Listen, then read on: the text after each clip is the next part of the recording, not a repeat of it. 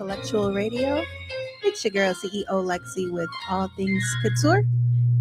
I am here with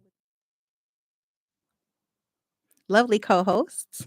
Hey, big world out there. It's your girl Shavana, your financial film. What's going on?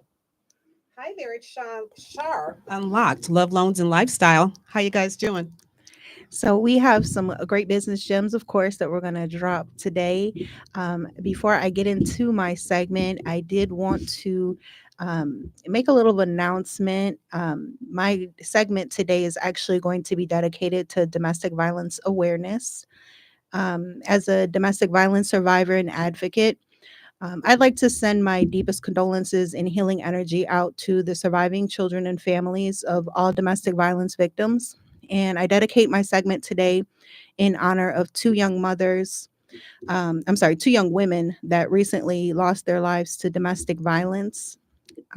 This was kind of close to me and local, kind of the area I grew up in. 33-year-old Dreana Booker of Elgin, Illinois. She passed away December 7th of 2024, and she left behind 6 children aged between 1 and 14 years old. Her estranged husband has been arrested in connection with her death.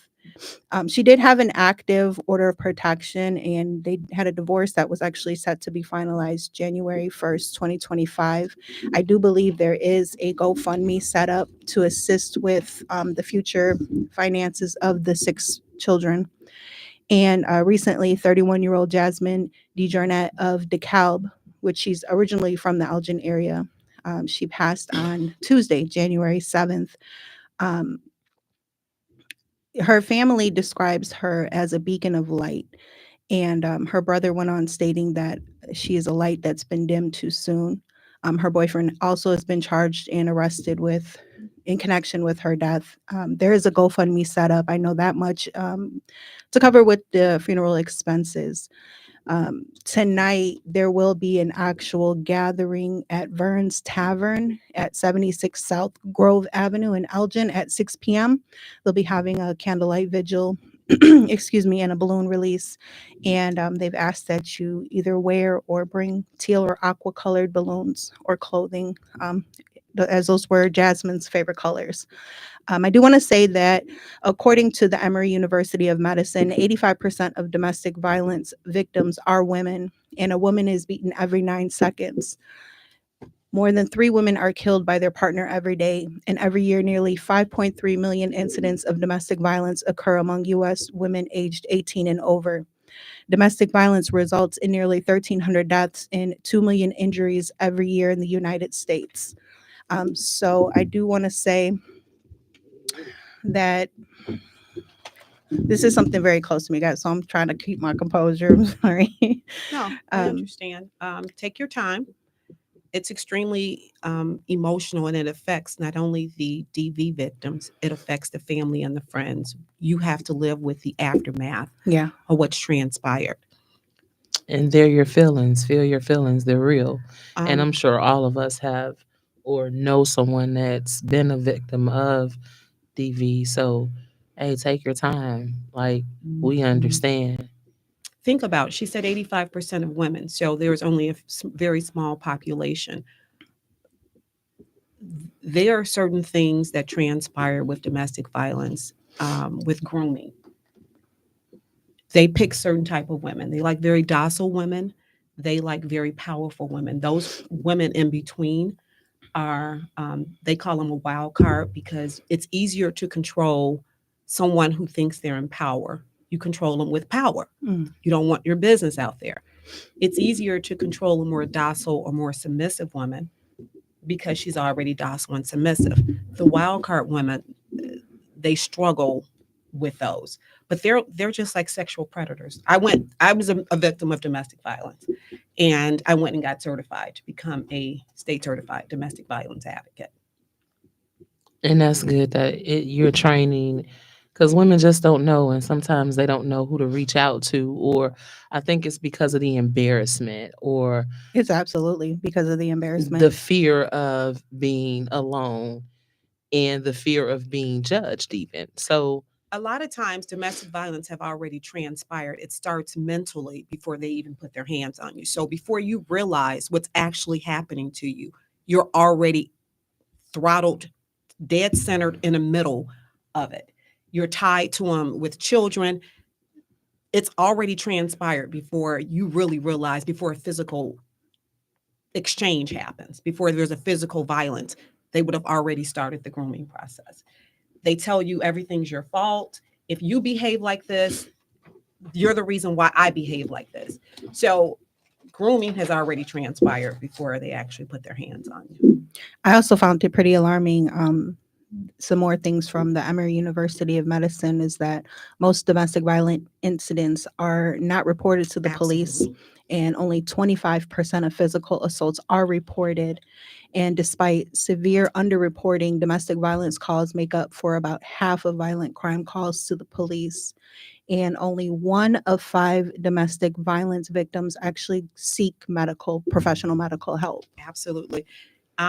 And it normally transpires, it normally takes 20 times of an issue to occur before they will even call the police. Then there's a cycle where the domestic violence offender uses the cycle against the victim. So what happens is she loves them. She doesn't want to have them arrested. She just wants the violence to stop. So she uses the police to mitigate and stop the violence.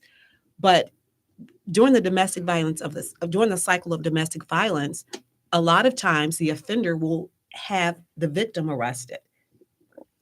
It's astonishing. It's torture. It's torture. It's control. It's all of the above, and it's just so sad that a lot of women just don't want to protect themselves, or they don't have the know-how or the will, or they look at it as this individual is a financial part of me, so I can't be without this. I don't know if you ladies watch Law and Order SVU, but they have a lot of cases on that show where they talk about how women just don't report certain incidents because of financial reasons, or their partners with higher authorities. So it's not just so much, to be honest, about the financial component. It's fear. It's deep rooted fear. It is.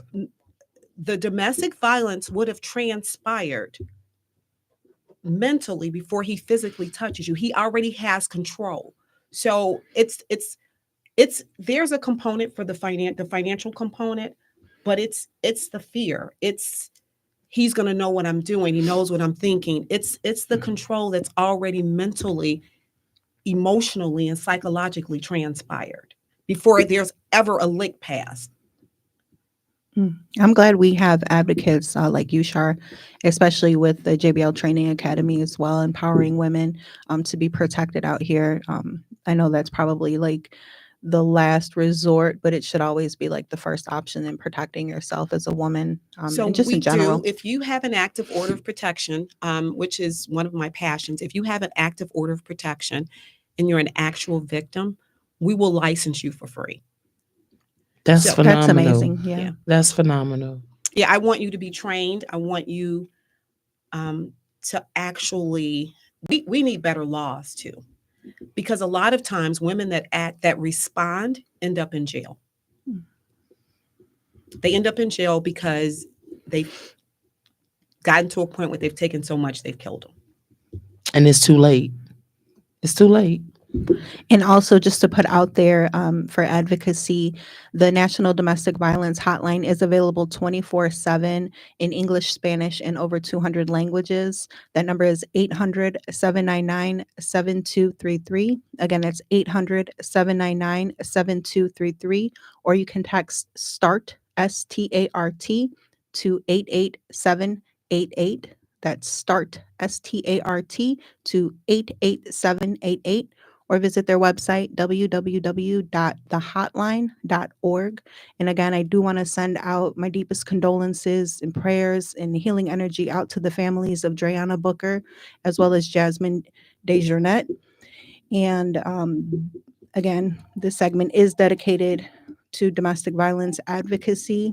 I do want to get into some of the events that we have going on. Kind of maybe lighten it up a little bit here. Again, take your time. Everyone is a part or know someone in some facet that has been through this. So a lot of people need to hear this. Like it's okay because someone needs to know this. Someone may be going through a situation now and may be at their ends, and just hearing Shar say, we'll train you. We will have a free service for you, and we have empowerment. Someone may just call or reach out because they are at their wits end. I want to also state that if you're a family member and you've lost someone to domestic violence, or they need you to testify on their behalf, it's imperative that you do so. Building a case about their past patterns helps. My girlfriend died May 7, 2002, Ronielle Cherie White. She was the one where the police allegedly went to White Castles instead of responding to her house for a domestic because they had been there before. Subsequently, the police department paid her family, but she's not here anymore. I had to testify for my friend. I had to help her because she was gone, and they needed the pattern and the things that transpired that I was a witness to. Speak up, say something. And I know it's very difficult to deal with the judicial system sometimes. People don't want to deal with the police, but you have to be a voice for your loved one. Um, Prayerfully, they're still here, but, beyond the grave. Absolutely. I definitely agree with that. So, and again, if you do want some concealed carry training, definitely reach out to JBL Training Academy. I'm sure we'll be providing that information as always. And we definitely share that across our platforms on social media. And you can follow JBL Training Academy at JBL Training Academy on Instagram. And who would not want Shar unlocked? And in training, you can also, I Don't can make her see her laugh. now saying, Right. you can love your mate and still, show him the gun from time to time. No, Char's not going to say that. Char's going to say your firearm is unique to you. It's like your birth certificate and your social security card. It's not like we're in a marriage and it belongs to them. It's unique to you. And the person you marry is never the person you divorce. The person you date is never the person you break up with. Your friend that's your bestie is never the person that's your ex-bestie. So I teach that very differently. I don't play about that. That's good. That's why women need to go to JBL Yeah, Training absolutely. Academy. And to get into the events that I have going on, well, I don't have going on, that are going on in the area tomorrow, Sunday, January 12th, Elisa Valadez and Friends presents Just a Girl from Chicago, Girls Night Part 5. So this is her 5th in the series. This is an all-girl lineup at the Promontory. Oh, Promontory. My son's a manager there at the Promontory. And that's 5311 South Lake Park Avenue in Chicago. That's from 10 p.m. to 2 a.m. Go out and check out some of the female artists that will be on the stage, including Chanel Ellis, Monique the Singer, Kiwi Marie, T-Babe, Queen Prophecy, Via Drex, and more. So again, that's tomorrow from 10 p.m. to 2 a.m. over there at the Promontory. I want to see Chanel Ellis. I want to go. She's amazing. She's amazing. Yes, I will be there. I'm Oh, you absolutely, will? yes, I'm absolutely So coming. it's You know she has to be there. I What's have tomorrow? to be there. It's Sunday, right? Yes. So if they can let Chanel go first so I can be asleep by 11, I'll be fine. We have a special request, Lisa Valadez. We need Chanel to go first. And we need her to go on at exactly 10 so Shar can leave and get home and be in the bed by 11. Yeah. Right. Because, I start scratching about 8 o'clock. So 7 o'clock is late for me. Yeah, it's pretty late, but hey, it's a dope. She actually, this is her 5th one, so she does this every year, and it's an amazing event in female empowerment. And I definitely am grateful to be a part of the media and coming in and recapping that event as well.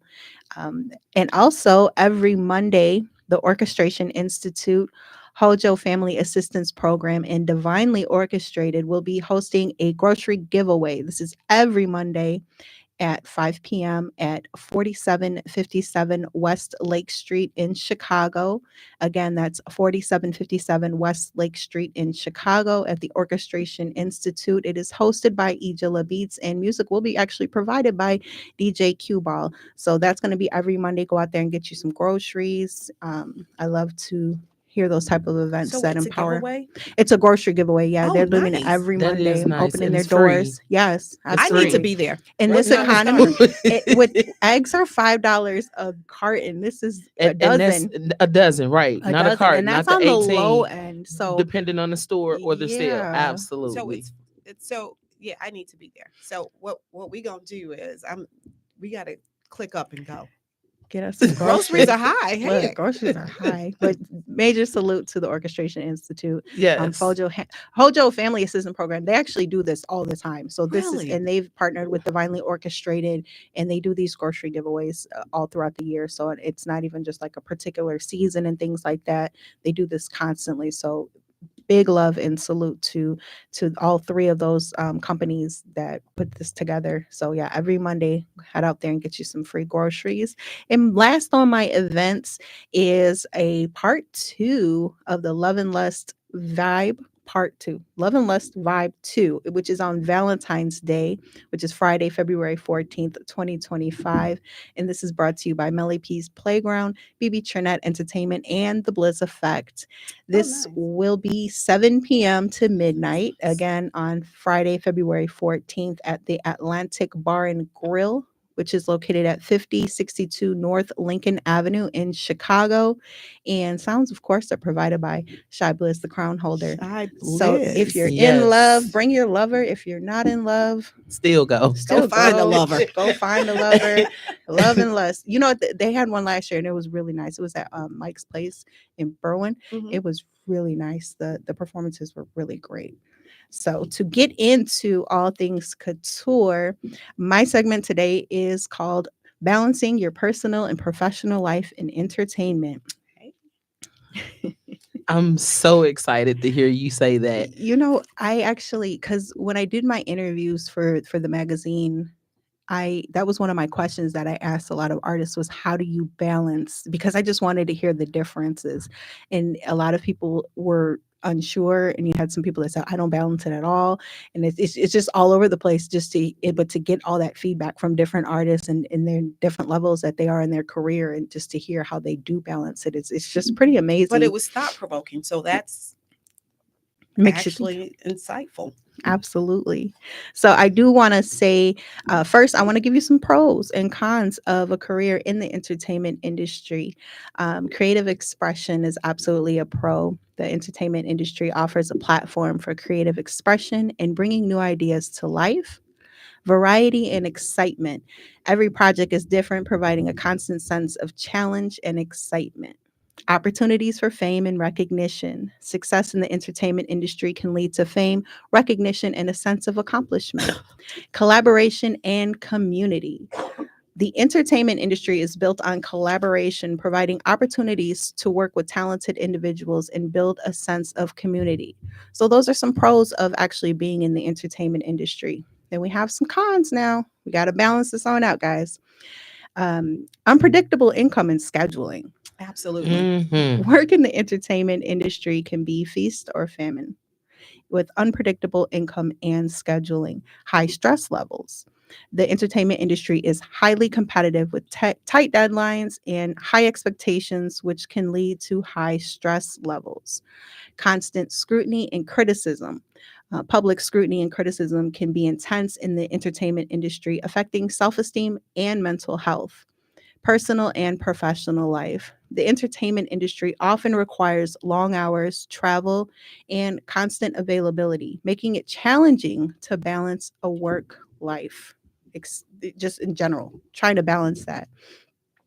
So, the ways to balance your personal and professional life in the entertainment industry. So these are just some tips, you guys. It's some thoughts that This is going to be so exciting to hear because we have not talked, and I promise you some of the things that I'm going to talk about is on those same lines. So I'm interested in hearing this. You know, and again, because I always advocate that being in entertainment is also being in, it's a business. So you have to, this makes sense. I don't even think just in entertainment, these actually make sense just in general in any profession that you're in, to set clear boundaries. Mhm. Establish clear boundaries between work hours and a designated workspace. You don't want that blurred line. Prioritize self care.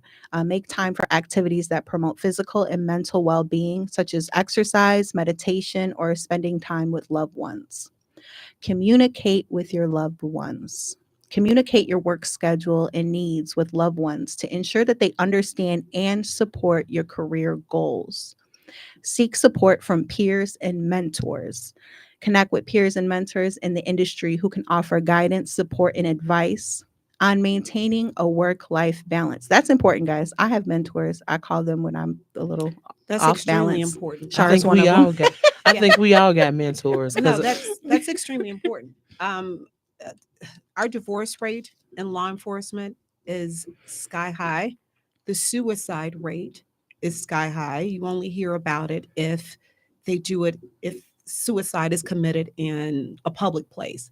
But more often than not, we're hearing about it 2, 3 times a month, which is far too much. it's so much. So there has to be, and a lot of times it's tied to heartbreak and stuff like that. So it has to be a balance. Like that's super, super important. You can't have all law enforcement friends. You can't have you need mentors and you need things like you said, exercise, diet. Excitement, laughter.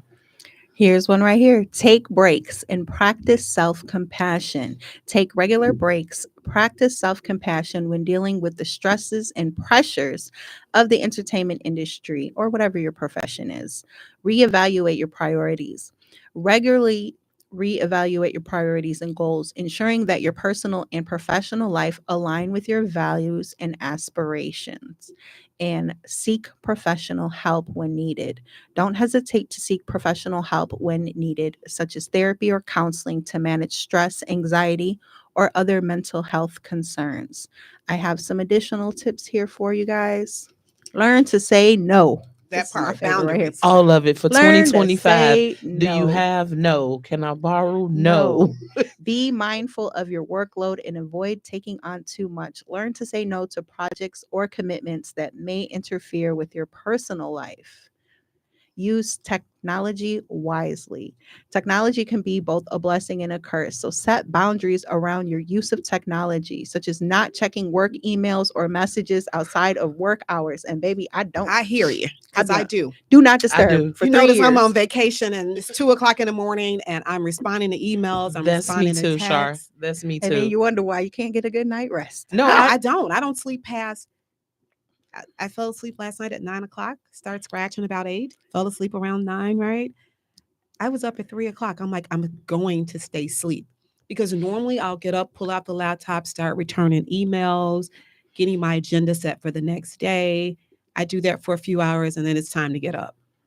Absolutely not last night. I stayed asleep. There we go. Yeah, I woke up and was like, "Oh, we're not doing this today."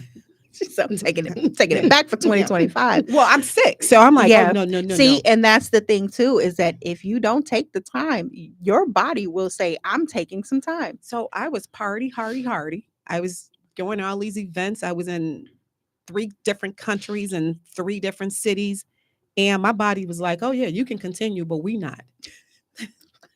I'm not gonna- you were alone. Oh yeah, I was alone. I was sick in the bed, 16 pounds lighter. Yes. Schedule downtime. Make time for relaxation and leisure activities. Not too much leisure activities like Shar was on over there. Reading, watching movies, or spending time with family and friends. And stay organized. Use tools like calendars, to-do lists, project management software to stay organized and on top of your work and personal commitments. By being aware of the pros and cons of a career in the entertainment industry and implementing strategies to maintain a work-life balance, you can reduce stress, increase productivity, and achieve a more fulfilling personal and professional life. And learn to say no to those children. My kids asked me had I lost my mind for 2025. He said, did you make some kind of resolution or something? Because you haven't said yes since the new year kicked in. I think that's everywhere, but I think it's 2025, but I have a best friend. I love her to death. I call her my passionate one. And I mean, her word for everything is no. And it's like, what do you mean no? I haven't even finished the question. No. My passionate one will say no in a heartbeat. And what's funny about it is that she don't feel bad about saying no. She shouldn't. Like it doesn't convict her. It doesn't make her say, you know what? Just because you asked me, I'm gonna do it. Her no literally means no. I think that takes some practice. It does, especially when you're a mom. It really does, because it's almost like asking God for something. You keep asking, and He'll go ahead, and part of His, permissive will, He'll give it to you, knowing that it's. But that's kind of how I am as a mom lately. And it's not because of New Year's resolutions, because I don't do that. I set quarterly goals, expectations, and, I do reevaluations and realignments, every 3 or 4 months. But it was because I was sick and didn't feel like being bothered. So everything was no. And I, slightly said no, because I didn't have the energy to even explain why. I feel like that was something that I really, I'm thinking I'm gonna put a sign in my office that says to say no, and not like, yeah, and I need that in like a bright light or something, Mhm. because I will take on a lot of projects, and I will take because I'm so big on the education Helping. and empowerment Yes. and And helping helping. artists, and it's hard for me to say, hey, no, I'm not, Well, and that's I'll the make imp. it, I'm I'll an make imp. it, yeah, So that's yeah. hard I'm like, for I'll us. make it 'Cause happen. I'm gonna squeeze some Right. time in and You get wanna this done. finish it. You And gotta then finish it. you feel terrible when it's just like, oh, I'm overwhelmed. I have so much things to get done. And I usually, I don't really have a problem with getting them done, but I do have a problem with just saying, you know what, maybe not right now. But I don't have a problem with turning down clients. Like I don't have an issue with that if because all money's not good money. all So, money is all money. Some money's attached to really bad yeah. energy, and you can keep it. It's gonna be more trouble than it's worth. We've talked about that before. I'm with that. If it's gonna cause me problems later, God bless you. And throw you off. I think that's another thing with me, because I do so many different things. I can get thrown off of what I already have set for myself. In like 2025, I'm very difficult on myself right now, because I'm like, this magazine has been sitting there and sitting there and sitting there, and it's like, oh no, you got to get released in 2025. Oh, it's coming. Yeah, you got to set boundaries for yourself, just like you set those same boundaries for your clients, and you set those deadlines for your clients. You have to also step into that yourself and say, "Hey, look, this is a priority." Create a goal list. Shar, I like how you set your quarterly goals. That's start with something so small, and then you can continuously add on to it, and before you know it, you will be done hit the actual goal that you're trying to hit. I think we need to be more realistic, and those same expectations that we put on our fellow friends, family, customers, clients, we need to set those same expectations for ourselves.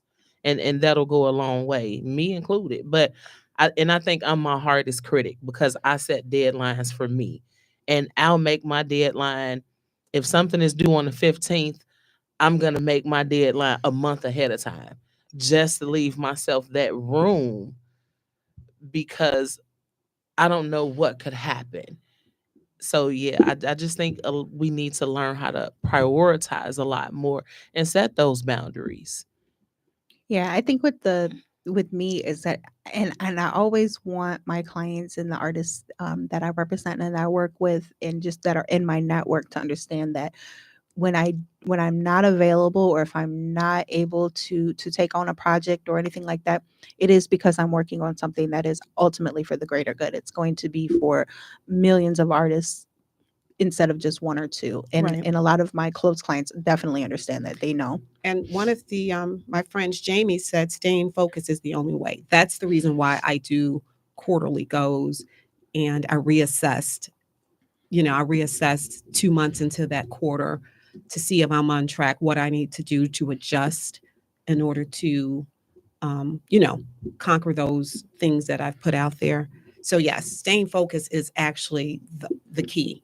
Absolutely. And somebody with ADHD, it's easier said than done. Baby, But we listen. have these to-do I'll notes, and we have these always. lists, and we have these But the posties, and we wonderful have things about calendars. people with ADHD is that they're high achievers. Yeah. I get so much done in Work such a under short- pressure. Yes, Yeah. listen. It's terrible. It's a gift and a And- curse. and then- What happens when you don't have ADHD and you still love to work under pressure? Like, I love that. Like, I just you don't have the procrastination to put yourself under the pressure, I think. Because you're doing 50 things. You're in 50 places at 50 times. You're operating on autopilot. Yeah. Sometimes I can't even tell you what I did 5 minutes ago, but I got it done. I got it done. I think I'm This going to is killing record it. lives. I'm going to record it. And because it's so hard to explain to tell somebody, oh yeah, I just did 4 album arts, I just And you're did 3 flyers, a website, I did this, I did that, And you ask them to backtrack. had a hair, and you cooked couldn't. dinner, went grocery shopping. Like, It's autopilot. Yeah. And if you say, well, in what order did you do them? It would Oh, catch I you. could tell you. I'm very detailed. I No, can no, tell no, you no. exactly. no, It's no, not- but ADHD, that's all the tabs are open at all Right. time, and we're using all Exactly. of them. And don't you close one tab? Exactly. So you may think of it as a computer screen. Yeah. You have 50 things going. You're actually operating and moving within those 50 things. However, you can't, and you're doing it effectively and efficiently, but you can't go back and retrack and say, hey, I don't really know how. Have you ever drove home and really didn't mean this? I meant to pick up a kid and I drove home, got home and like, yeah, I was supposed to pick up that kid. Did And you kind of forget? don't remember how you got home. You just drove home because Mhm. it's muscle memory. That's never happened to anybody but me. Did you forget the kid? God, I forgot the kid a couple times, but that's not. Come on, We listen and we don't judge. right? That's never happened to you guys. Where you guys? Got I off forgot work. a lot of things, Yeah. but I didn't forget. I drove home and been like, oh my God, I got to go back and get the kid. I didn't forget the kid. I drove past the school. How did I do that? So yeah, it's autopilot. It takes you, your mind, your muscle memory will take care of you. And that's kind of how all those tabs are open. You're doing things Yeah. with muscle memory With- all at the same time. With so much. yeah, it's really hard to explain. Hey, Trees, putting unless- yourself first actually is the number one cardinal rule Yeah. for success. Yeah, And Lexi, someone said to your question, who, reaching out to someone, the beautiful Bam said she reaches out to her family. Her family is there for her. Jesse Scott said he understands the focus and support. Hey, Benita. Benita says, hi, co-host. That's my lovely sister. hello, Benita. Hey, Thanks Benita, for Benita. tuning in. But it's good that people can say, I have someone to talk to when it comes back to that domestic violence and staying focused and Just having somebody in general is that good. one Yeah. somebody. I didn't really want those to blur into each other, but Yeah. absolutely, having somebody that you're able to talk to And is fantastic. You're able to talk to, you're able to trust with your information, right? Because some Yes. people listen and they are listening because they want to judge. They're listening for not all the positive reasons. But I have a sister, I can tell her anything. Like anything. Yeah, yes. So that's me. And don't get me wrong, I love all my siblings, but Benita, like I would pick up the phone and call her and tell her, girl, look, I got a paper clip. And it could be 2 a.m. And she would be like, you woke me up for a paper clip. Are you serious? Oh no. If my sister called me at 2:00, I'm like, I'm getting dressed already. I'm like, what's wrong? When I see the number, I'm like, what's wrong? I'm looking for my purse, my 98% of the time it's nothing. But if it's major. nothing, I'll be like, oh, okay. I'll It's listen nothing because I major. figure if she calls me at 2 a.m., she needs to get it off at 2 a.m. She needs to get that Yeah, off her but chest. it's I tell Benita everything. I would tell her it is a new barbecue sauce that I want to try. And I think you should try it first. Like I don't care how big or small it is. That's that one person, like far as family, I go to. No, my sister's the one I only tell all my secrets to. She knows all the secrets. Hey Abby. Hey Mr. Underwood. So that will wrap it up for the Couture Life, All Things Couture segment. Again, this segment is definitely dedicated to domestic violence awareness. And I will post all the information that I had in my segment on my social media as well. And just again, a quick reminder tomorrow, January 12th, Lisa Valadez and Friends presents Just a Girl from Chicago Girls Night Out Part 5 at the Promontory, 5311 South Lake Park Avenue in Chicago. It's an all girls lineup from 10 p.m. to 2 a.m. And also, I do want to say every Monday at the Orchestration Institute, the Hojo Family Assistance Program and Divinely Orchestrated will be hosting that grocery giveaway. Again, that's at 4757 West Lake Street in Chicago, 5 p.m. 4757 West Lake Street grocery giveaway. It's hosted by Ejila Beats, and sounds will be provided by DJ Q-Ball. I do want to thank you guys for listening to my segment. And Can I'm you going to, give that number out again for domestic violence? oh, absolutely. Yeah, we want to hear that I'm one glad I more didn't time. close my book. The the National Domestic Violence Hotline is available 24/7 in English, Spanish, and over 200 languages. That number is 800-799-7233. Again, 800-799-7233. Or you can text START, START, to 88788. Again, that's START, START, to 88788. I like how they made that. And if you don't Yeah. remember those numbers, you can always dial your local 911 and they'll transfer you, or local 311 and they'll transfer you. So you don't have to kind of remember those numbers if And I like that text option because it's kind of like coded, because nobody's going to notice that if you are, Right. if you have somebody that's, abusive to you and they're paying attention to what you're doing on your phone and you can't make the phone calls, that text option, absolutely. 88788. And then again, the website for the National Domestic Violence Hotline is www.thehotline.org. And again, always reach out to your local police as well for assistance. Even if you're not calling the police department for service, you can dial and they'll transfer you to a local shelter. They'll move you without notification of to anyone. They will put you in touch with a bunch of resources. You can, if you dial 311 or 911, they'll contact you. They'll put you in touch with the local police department, which we have a CAPS department that works with DV, and we work closely with domestic violence victims in the past. So, keep that in mind. Also, understand this. If you have an open order protection and you are actively a victim, JBL Training Academy will license you for free. You just have to provide me with the documentation. There are so many people who's taken advantage of it or who attempted to take advantage of it who wasn't eligible. But it's for domestic violence victims. That's hot. Oh, Lexi, we have someone asking, can you give oh, that's my niece. Hey Abby, she wants to know about the food giveaways that's coming up. She's always trying to bless somebody and pass some information along. Hey, sister in love that's watching Jamaica Minor. I will give that information one more time before I pass this on over to our financial femme to talk about all things accounting and money. The that's every Monday at 5 p.m. The Orchestration Institute, Hojo Family Assistance Program, and Divinely Orchestrated will be hosting this grocery giveaway. That is again at 4757 West Lake Street in Chicago. Again, 4757 West Lake Street in Chicago, 5 p.m. every Monday. I will actually share that flyer on my page, on my social media. So you can find that at CEO Lexi Couture, or you can search any of those companies, the Orchestration Institute, Hojo Family Assistant Program, or Divinely Orchestrated for more information. And I will post all of their contact and the flyer on my page on Facebook. So I will go ahead and pass this on over to the financial femme. Hey, hey, hey, out there, great big world. Of course, it's me bringing you all the knowledge that you need for your financial and business needs.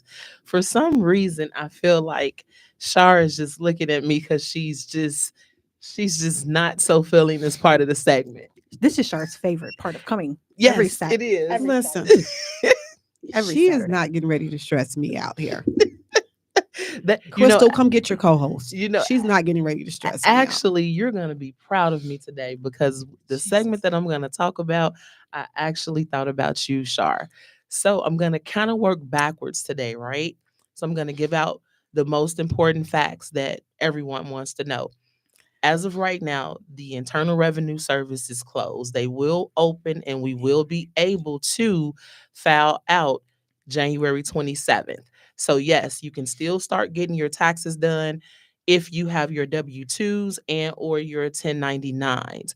Again, by law, all companies have until January 31st to get them mailed out to you. If you're able to file your tax return now with your W-2s and it's electronically submitted, the IRS will not acknowledge it until January 27th. That's what I wanted to let you know. So that's me working backwards. So what I Let's want get that out the way.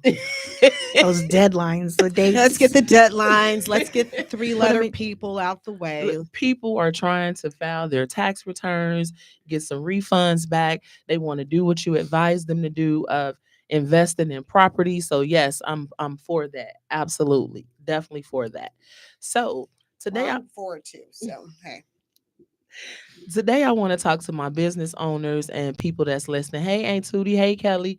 And I want you all to try to call in if you can. The number is 708-223-8953. And I want to talk to business owners today. And I'm gonna throw out a couple questions, and I just want you to think about those questions. And I'm gonna be talking about the pros and the cons of a business owner, entrepreneurship. And one of the questions that I have is, what was your biggest challenge when you started, and how did you overcome it? My second question is, how do you stay motivated during tough times? And my third question is, if you could, would you start all over?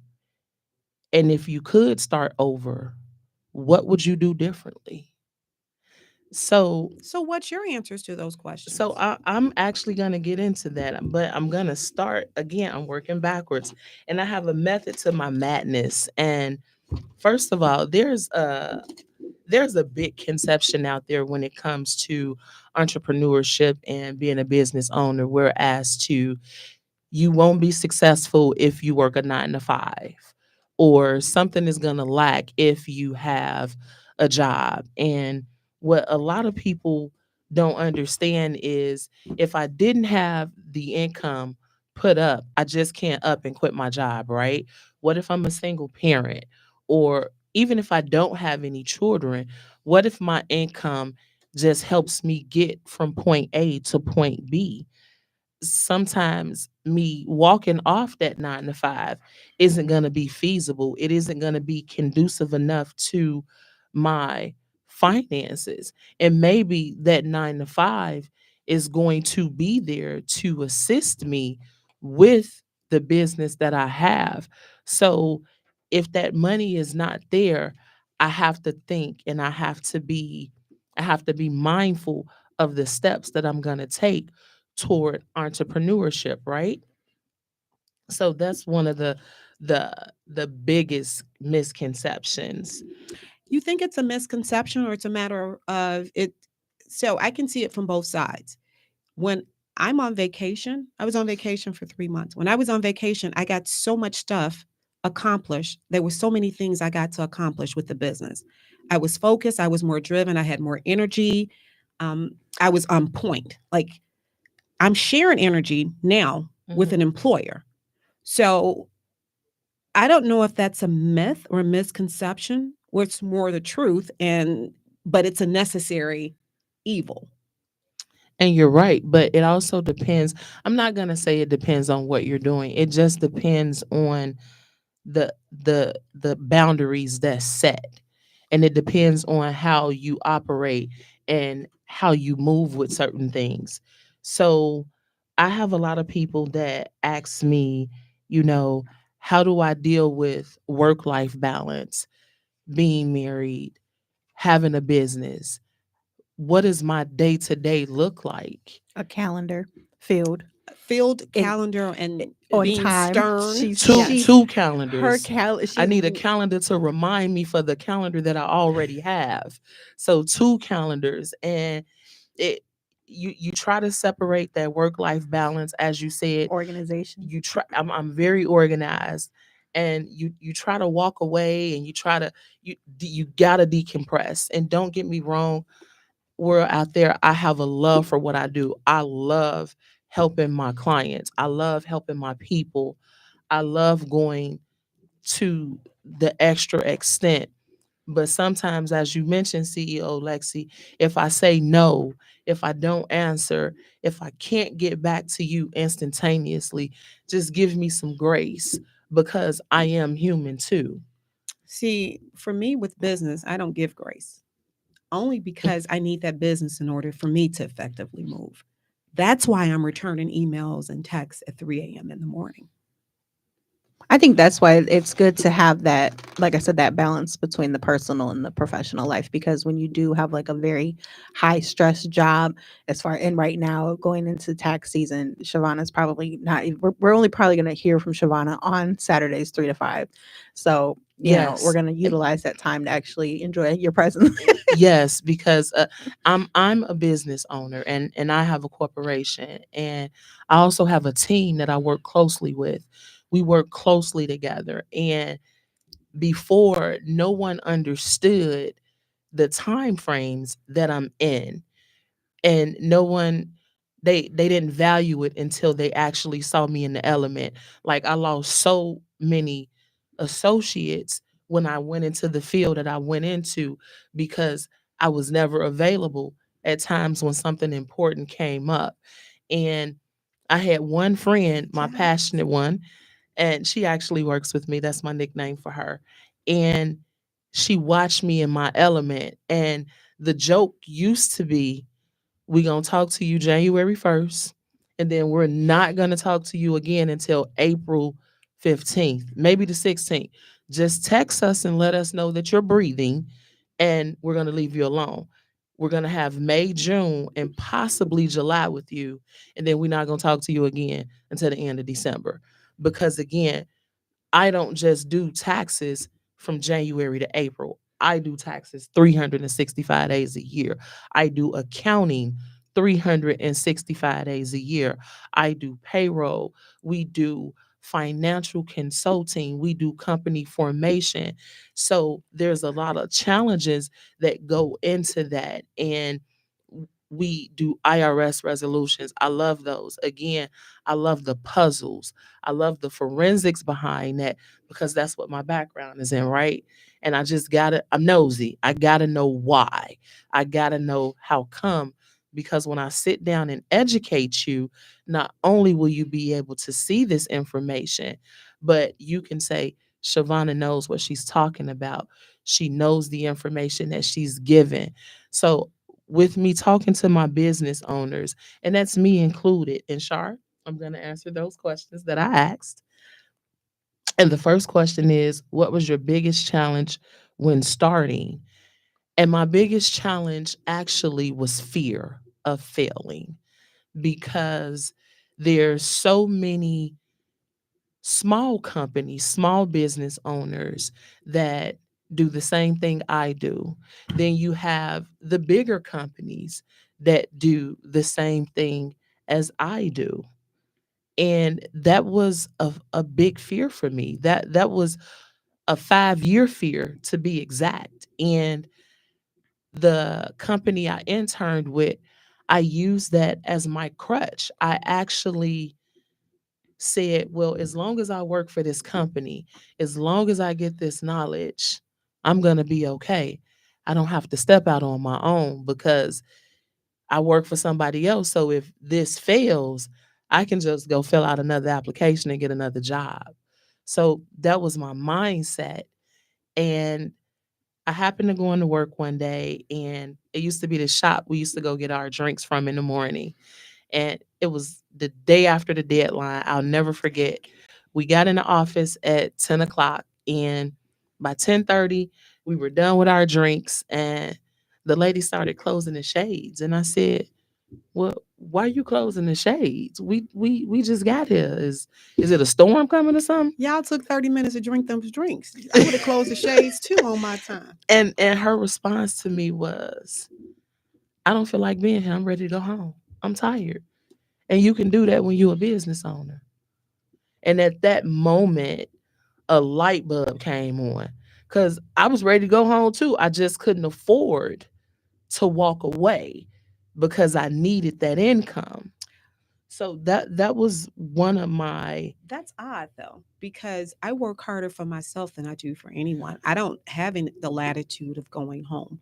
But I And wasn't working for myself at I the know, but time. I'm saying that I find that odd in her behavior because I remember when I opened my mortgage company and there was no other job. There was no other income. I mean, I was married, but there was no other income for me. I had no I had no option. I couldn't fail. I had just had a baby. Like I could not fail. I went to work with that baby. I worked it out. I worked 12 hours. I've never worked harder for anyone than I did myself. Well, I mean, in a way, I understood why she did what she did. Again, she was in business for so many years. This to her was her play money.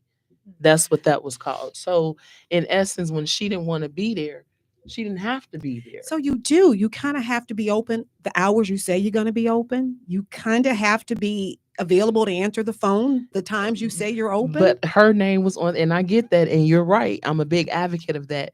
Do as you say. I'm a very big No, advocate just of be that. professional, especially with us being brown people. Just, I struggle with us and that whole professional thing. If you open from 8 to 5, please be open for 8 to 5. Don't have me pulling up at 3:30 and the daggone blinds are pulled. And I respect that wholeheartedly. And I'm not saying what she did was right or wrong. Mhm. I'm just saying that that did something inside of me. It cut your bulb on. And yes, and I was excited. And the second part to that question was, how did I overcome it? I overcame it because of my mom. Like I was just telling my mom, look, I want my own company. I want to do this. And every time I said something negative, she would say, no, Siobhan, no, no, you will not do that. We finna pray about this. We don't talk like that. God will come through this phone and choke you. And you can just imagine some of the other stuff my mother would say. So that's how I overcame it. And I was excited when I did overcome it as a business owner. And keep in mind, co-host, I still got a 9 to 5. I still work my company, Anointed and Appointed Accounting Services Inc. And I'm gonna piggyback off what you just said, Shar. You right. If I'm gonna put in 40 hours for someone else, you best believe I'm gonna do that time plus more for Shavana. I'm definitely gonna do that. And I think that's what separates me from a lot of entities. Abigail said, yes, I helped her so much with the Internal Revenue Service, and I don't mind because again, that's the forensic side of me. My aunt Tootie says that I have an analytical mind. I have to always continuously think and think and think. And then when I'm done thinking, I need to come back and think some more. So I get it. The next question was, how do you stay motivated during tough times? My motivation comes Great first. question. My motivation first comes from my staff because those ladies helped me. Lachey and Shamil, they helped me. When I tell you, when I lost my mom, I forgot about my business. Nothing mattered. Nothing mattered. It was my friends knew nothing about the back ends because they had just came on board and they knew nothing. And when I tell you them ladies stepped in and showed out, they're a part of the reason that Anointed Accounting is still open because I was ready to throw the towel in.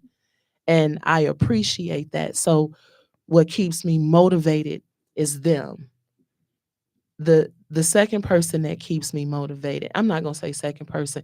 The second group is both of my aunts, my aunt Tootie, my aunt Johnny, my brother Benita. They stay on me about my passion and my goals. They challenge me. They see the light that I don't see. So when I'm going through a tough time, I know Aunt Johnny gonna pray for me. I know Aunt Tootie gonna make me laugh and make me think about how critical I think and how that's gonna help someone. I know Benita gonna pray. If she don't do nothing else, Benita gonna pray. Then she's gonna tell me What does your heart say do? Can you follow your passion? Can you do what I know my sister to do? And my circle, they just gonna say, well, if you don't do taxes, I'm gonna go to jail because I'm not giving my stuff to nobody else. And I have to respect that because that's the integrity that I have. And so that just pushes me more and more to continue. And the last question was, if I could, would I start over?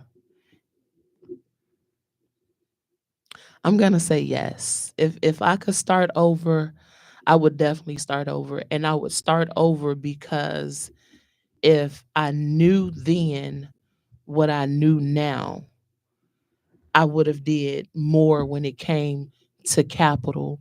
I would have done more when it came to marketing and media.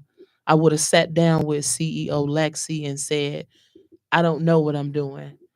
I don't know where to start with this. I need some help. But we don't live in regret.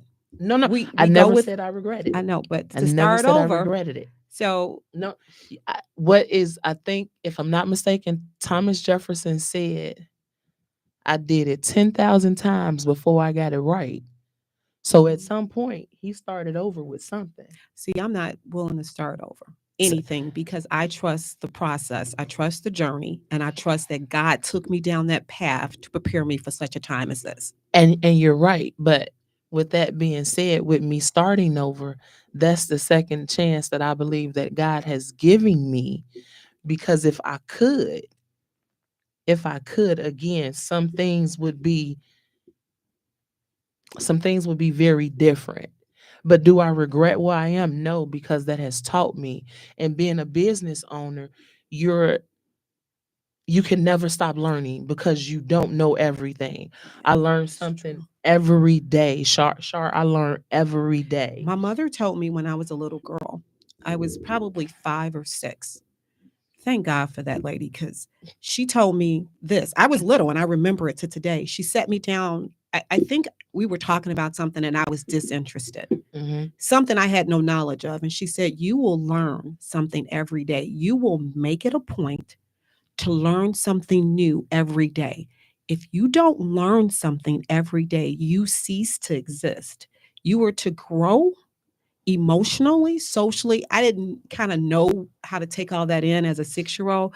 I just remembered my mama said, I got to learn something every day, And I new do information. So I seek out to learn new information in various areas. I learn things here when I come and talk to you ladies. every Saturday. I This is like one of my highlights. And this also motivates me when it comes to my business because somebody gonna ask me a question. I'm gonna come talk about it on Saturday. It's gonna irritate Shar because I'm gonna talk about the three-letter people. The beautiful Bam Ambi says, I have her whole life. And when a client can sit there and say that, that makes me feel like I'm doing what I'm supposed to be doing. Like I'm really helping this person to have, there are clients when you're in this industry, clients will tell you, you know more than my husband or wife know. I told you that. You share information with your tax professional, your loan officer. They know your credit score when your friends think you high and mighty and you kind of, low fives. So, you share all your personal information with those people. That's the reason why integrity is important. It's very big. And again, that's what comes with me and having my own corporation and having my team, because my team is also my family, and they're going to give out just as much information as I'm giving out. And in business, a lot of people, when you have those relationships, those people want to get to you. So for example, Lexi, you have a beautiful company, and say for instance, I just need to get to you and just talk to you because by creature of habit, you're the only one that I've been working with. But then you say, well, no, Shavana, I'm going to let you talk to so and so because they know just as much as me. And if I trust them, you trust them. And sometimes relinquishing that hold that you have as a business owner it gets kind of touchy. So you want to be mindful and respect that if I send anyone to the members of my team, know that I trust these ladies with my life, with my whole entire life. So you're like, you have clients like me. Yes. I go to a special esthetician. She's been doing everything for me for the last 25 years. When she has interns, I'm like, I'm waiting. I'm going to wait for her. And she hates when we do that. But I'm like, nope. I'm waiting for her. And I have a client, Jessie Scott. I love Jessie. I want to say Jesse is about 6'5". I love all 6'5" of him. And Jesse called me on my cell phone and said, Shavonna, I don't want to deal with nobody but you. And my question was, if I sit and just talk to you, how am I going to get the work done? And his response was selfishly, I don't know, but I know you're going to get mines done. You can't be mad at him for that, right? Because I'm thinking, put on the headset, multitask, open the tabs like Lexi and I do, and keep it moving. And just relinquishing that. And I have to let my clients know, when I put you in somebody else's hands, these ladies have made decisions over my life. So do know that I trust them. And sometimes in business, entrepreneurship, a lot of people forget that you grow. You're in business to expand. And I can't just stand still. Like, you have to make money to get money. And a lot of people just somewhere along the line, they just forget that, look, I know she's trying to grow. I know she's going to make sure our information is accurate. We just need to step back and, what you say, Sharp, follow the process. Follow the process. A lot of people don't like change, and that's what happens in business. Change happens. When you have to use personal money, that's a big change, because now you're going inside of your personal life. So now you're crossing those lines. Where is that separation at? How do you determine where you're going to get this from? Is it worth doing this for this? And a lot of business owners, they have that. And so it's just a lot we have to think about. We're going to take a commercial break. I want I want the listeners out there and the watchers, give us a call. Let me know your feedback. We're at 708-223-8953. I have a couple more highlights that I want to give you. So stay tuned. We will be right back. We're going to take a us. music break. That's what we're going to take. Listen, I hope she plays that song that I love. We'll be right back on the She Super Business did. Women Show. Hey guys, I'm still here. I'm still here. I don't wanna let you in. You keep coming back again. I don't wanna lose myself, but I can't help that I'm falling in love. You got me all in. I can't get enough. Hey, 'cause you're the only one I want, only one I need. You're the only one for me. Yeah. You're the only one I want, only one I need. You're the only one for me. Yeah. I broke your heart, then healed your scars. I dealt with the damage, yeah. I never knew a love so true until I got next to you. Now I'm falling in love, yeah. You got me all in. I can't get enough, yeah. 'Cause you're the only one I want, only one I need. You're the only one for me, yeah. You're the only one I want, only one I need. You're the only one for me, yeah. You're the only one. You're the only one. You're the only one, yeah. You're the only one. should know that I appreciate you. You took the time to figure me out. You did it right. Used to joke around.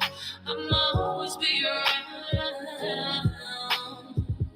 I'ma drop it and congratulate you. I'ma make her raise some bands on you too. I'ma get my love and my affection. Cause I'm falling in love. And you got me all in. I can't get enough. Cause you're the only one I want, only one I need. You're the only one for me. And welcome back to the Super Business Women Show here on Intellectual Radio. We definitely appreciate you tuning in to us every Saturday from 3 to 5 p.m. I'm going to send this back on over to the financial femme, Shavonna M. Allen. Jackson, thank you. Yes, I'm married. All your stuff says Allen. She's Jackson too, right? Jackson. Yes. I'm sorry, Miss Jackson. I'll Wait, fix she's that. Alan for Jackson, right? real. You're Alan Jackson. Yes. Oh, all right. Yes. My bad. Yes. My No apologies. problem. No problem. No problem. But okay, I am going to finish and wrap this up to let all you lovely listeners know, especially my business owners, it's not too late to come in and talk to me. It's not too late to get all your finances in order. It's not too late to say, hey, I listened to my homie. My cousin told me this. I want to start here. What can I do differently? Set up that appointment. That appointment is going to be so beneficial to your lives, so beneficial to what it is that you're doing. It's going to be so beneficial to your growth. So please contact me at area code 312-837-7219. The staff is there willing and ready and able to help you answer all of your questions. Follow me on all social media platforms at Anointed Accounting. The web address is www.anointedaccounting.com. I look forward to working with each and every listener, watcher out there when it comes to servicing all your business, financial, and personal needs. You do not have to wait till tax time to reach out to us. We're there 365 days a week. And I just want to say, have a lovely day. Thank you for listening and tuning in to the Super Business Women Show every Saturday from 3 Why to are 5. you ending our show? I'm Yeah, not. why? Yeah, why are you? Shavonna, I am relax. not ending our show. You are ending our show. Can I'm we not. pass this on over to Shar Unlocked? Yeah, can we Loves do Alone that? and Lifestyle. She's. Are you I trying to had sneak something- out? No, Is I that what's had something happening to here? say You sarcastic got a about date that. or something you I want to had tell us something about? sarcastic to say, bringing you into this. You just messed my sarcastic Okay, statement let up. her go with the sarcasm. No, it's no, messed up now. no, It's because messed you up don't now. let it go. So you have to finish. I don't think that's fair, Shar. So what I was gonna say is thank you for tuning in, and I'll make sure to have more information regarding those 3-letter people that Shar is so definitely in love with and wants to talk to one day next week. I'm gonna give it over to beautiful Shar Unlocked. Did this lady In the just say I want to IRS. talk to them? I have no reason to talk to them. None. None. See, I pay a told you I was- CPA for that. I have no told reason you I to deal needed with to those be people. sarcastic. Go ahead, let my lovely Yeah, she people tried to see end our you. segment. I did not. Yes, she did. I did not. I needed to bother you with the internal revenue. You know what, Shar? Can we Service. actually just take a really quick break? Just really quick. Not If you even promise long. to pay It's- Chanel Ellis again, or some version of her. Let's see I what think I'm Wanda's got loving for this us. lady. Yes, I We'll do be, too. we'll be right back on the Super Business Women Show. You're my chocolate dove. You're my chocolate dove. You're my baby, you can feel me. That's right. That's my hot single, Chocolate Dove. It is on all platforms. Go check it out, stream it, and you can find me on IG, Chanel Ellis 552.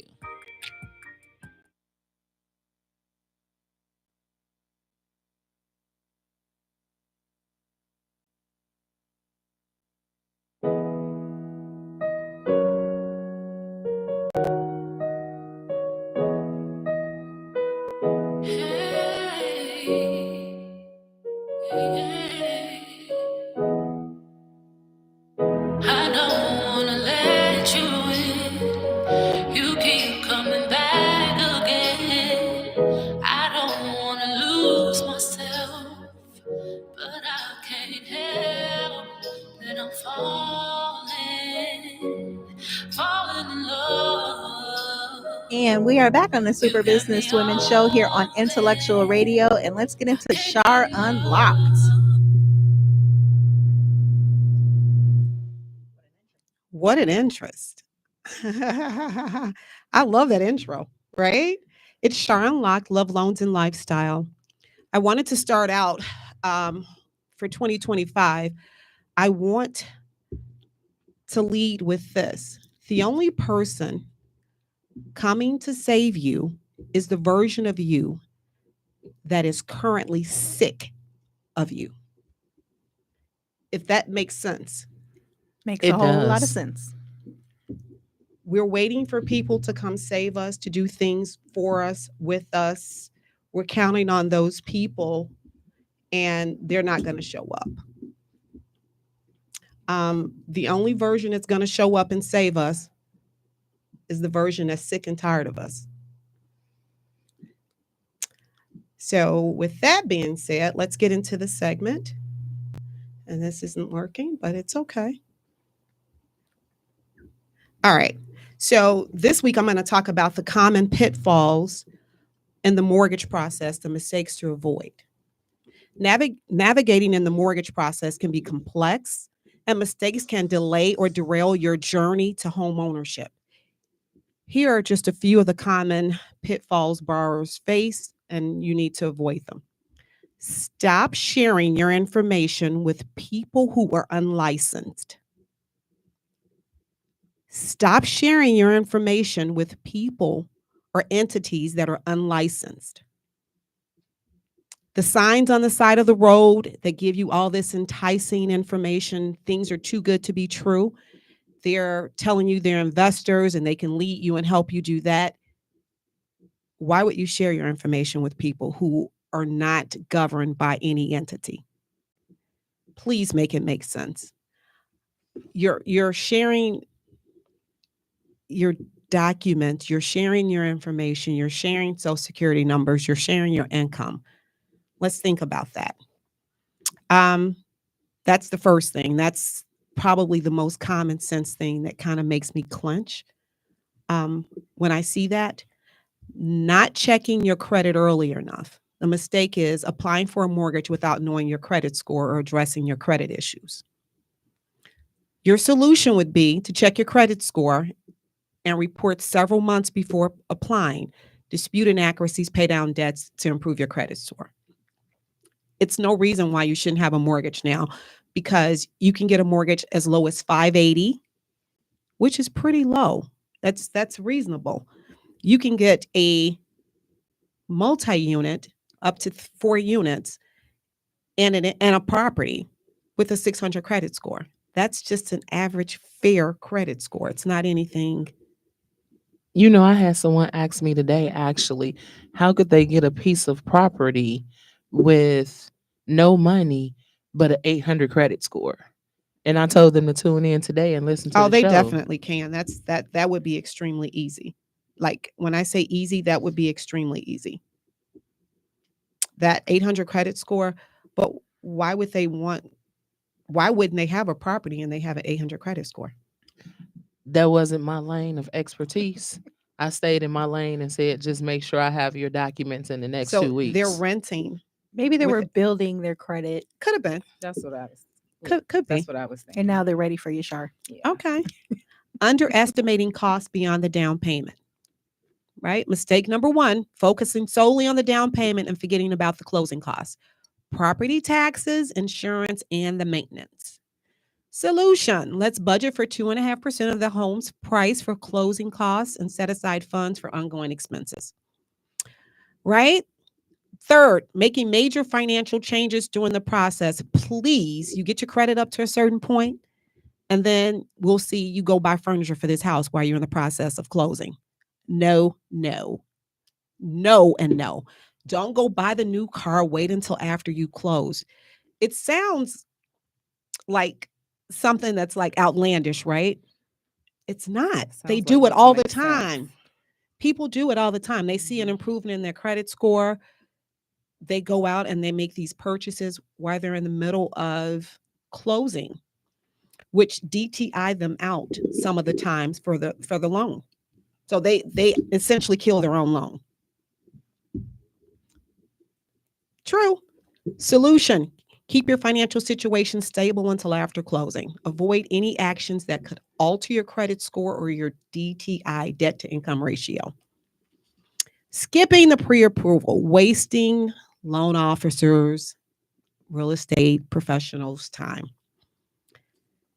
Starting your home search without knowing how much you can afford. I don't know who would be running you around, pulling properties, doing all that stuff without a pre-approval, but I guess it happens sometimes. Get pre-approved for a mortgage to understand your budget and demonstrate to the sellers you are a serious buyer. Failing to shop around for lenders. Selling for the first lender or loan officer you receive, comparing rates and terms. Again, make sure the person's licensed, make sure they've been in the business, they know what they're talking about, and they should be able to provide referrals. Solution, get quotes, multiple lenders, ensure you're getting the best deal. That part. Overextending your budget. Stretching your finance to buy a more expensive home than you can comfortably afford. Now, I don't know about that. I say go get another job. Increase your income. But that's just me, right? Stick to your budget that allows you to save for emergencies, cover future expenses without financial strain, or increase your income. Go get add another income. I believe in hustling and working very hard for what you want. Every day. Ignoring loan details, focusing only on the monthly payment and ignoring the interest, loan rate, terms, and fees. Review the loan estimate, the GFE, right? Good faith estimate carefully and ask questions about interest rates, terms, and any additional fees because you're financing that over 30 years. Those fees, you're financing those over 30 years. Neglecting to lock your interest rate. This is another one that we need to talk about. Failing to lock your rate, leading to unexpected expenses if the rates rise. So what happens is, say for instance, you're in the process, you get an inspection, you find something the seller's willing to do the work to repair and make the adequate changes, but that delays you 2 or 3 weeks. Interest rates went up. That's going to affect your payment and long-term how you pay off, what you pay off on that mortgage. So ensure that you lock your interest rates in.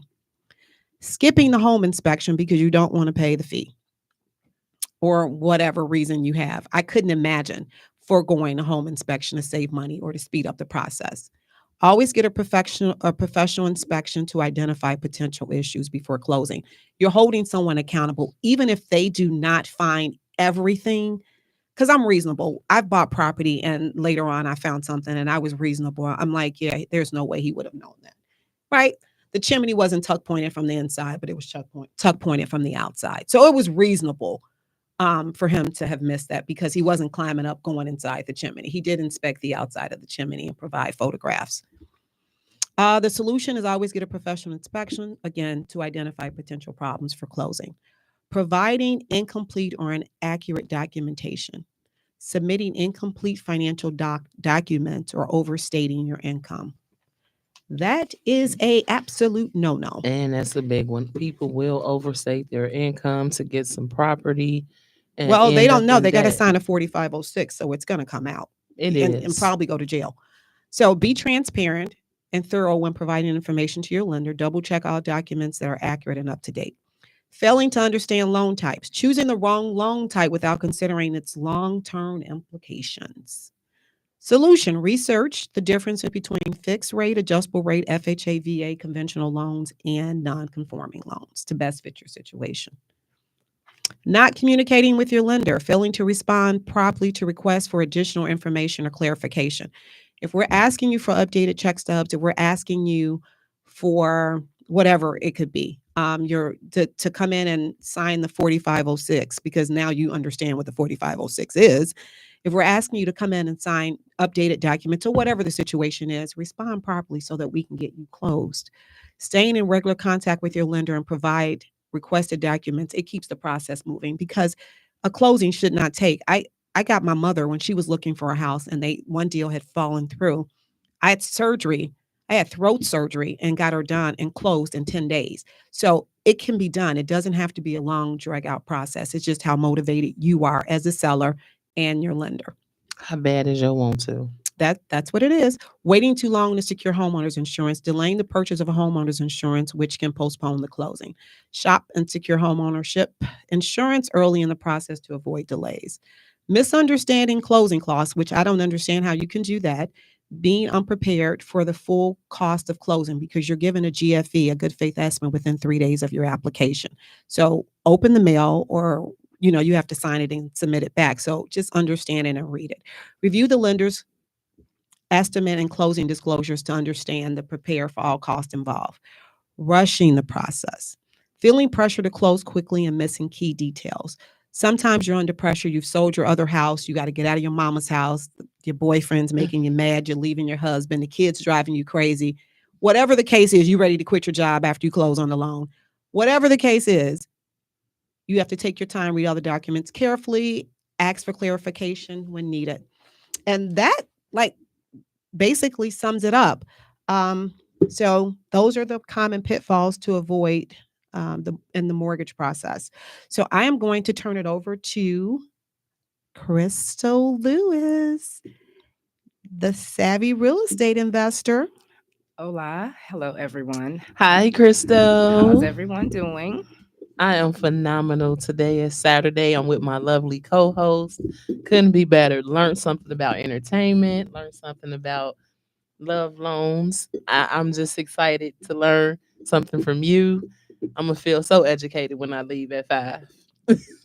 Well, Shar did a wonderful, wonderful, wonderful job. Yes, she explaining did. in detail and giving great depth information on how the loan process works and how important it is. You didn't skip a beat. That was awesome. Thanks, girlie.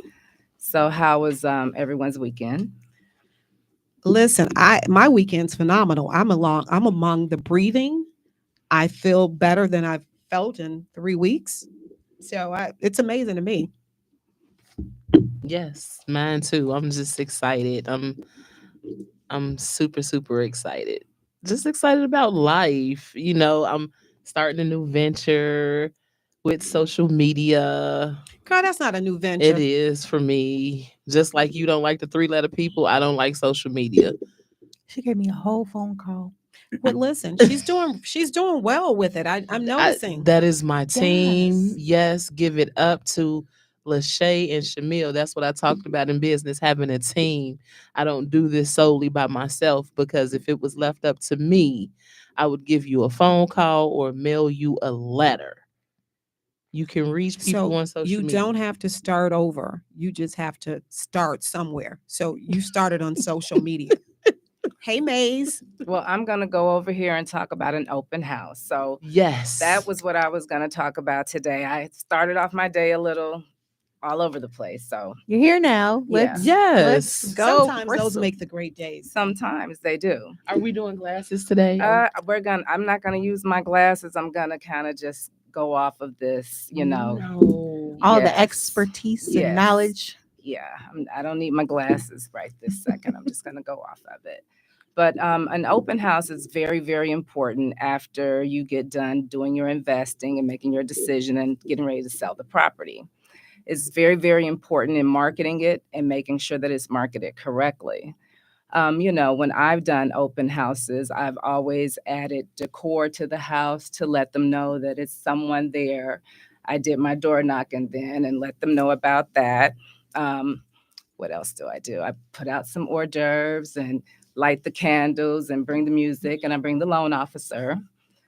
And, we make it fancy like that. So, that's pretty much so what the open house consists of. And it's important that you do it because, as I mentioned, it is a extreme part of marketing it. I went to an open house that Lamont Champagne Closings was hosting, and it was a saxophone player there. It was waitresses walking around serving you hors d'oeuvres. That was a It was- lovely. Oh, it was. It Set was the packed. mood. Right. Then And an exclusive listing. yes, it was an exclusive. Then listen, the DJ came and I was like, oh shucks. And you had music, so you had food and music. And you know, the weight of my heart is music, money and music.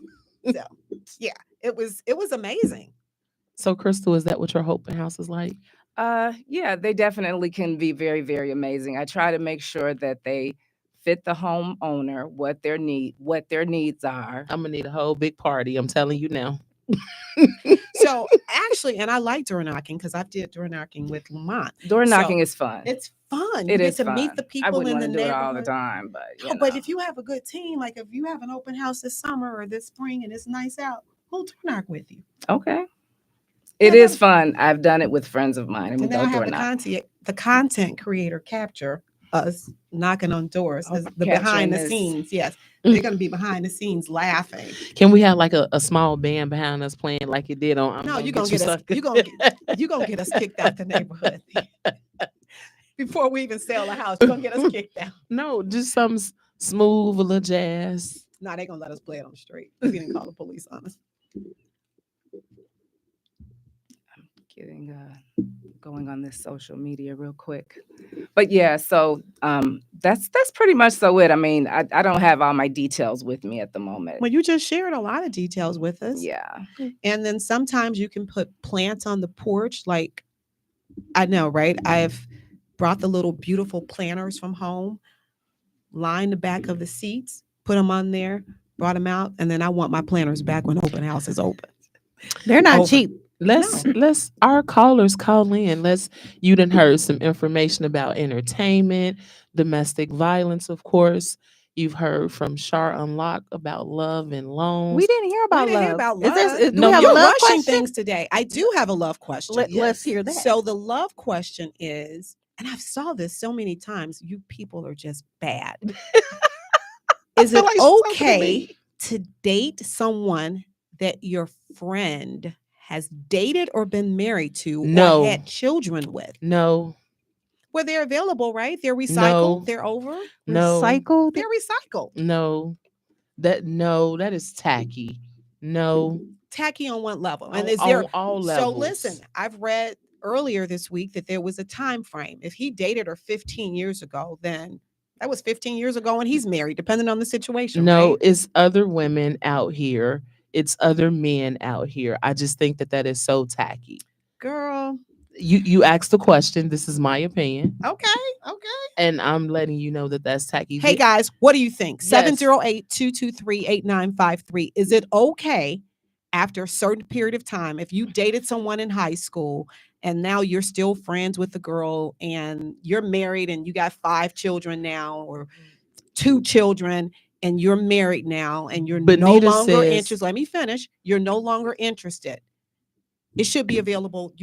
That person should be available to date, depending on the circumstances. Shar, okay.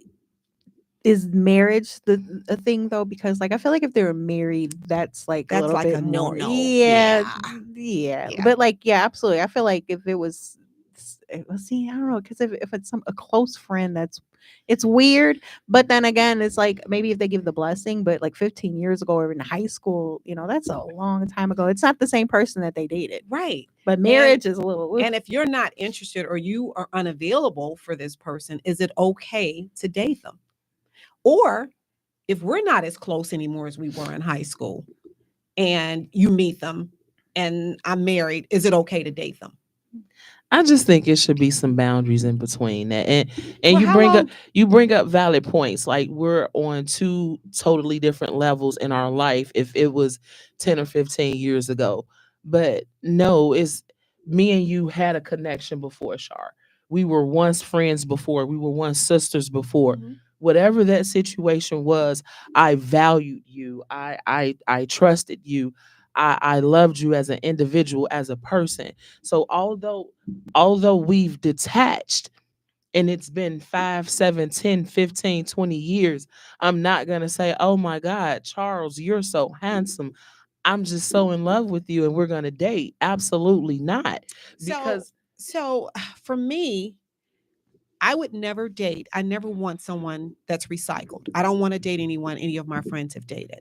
But I'm also open to knowing that I don't own or possess people. If I had a relationship with someone 25 years ago, I'm in high school. I had somebody, why am I holding on to this person?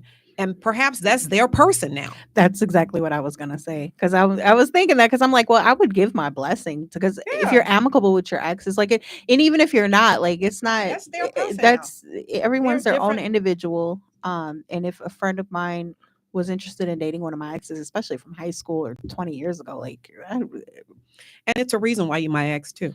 How about that? and it could be their person. That's the thing. Like, they honestly could be that person's soulmate. And I think it can be convoluted if I'm extremely still close to the other person, because I would be like, is he still looking at her like that? You don't want to pass up on your soulmate. Right. So what do you think, Crystal? I think that you don't want to pass up on your soulmate, that, you have to, especially if it's a long time, live, let live, my exes are all up for grabs, guys. Baby, I don't want a listen. single one of them. Listen. That was a public service announcement. Listen. God bless you in your ministry if that's what you're going to do, because I know things about them that you don't.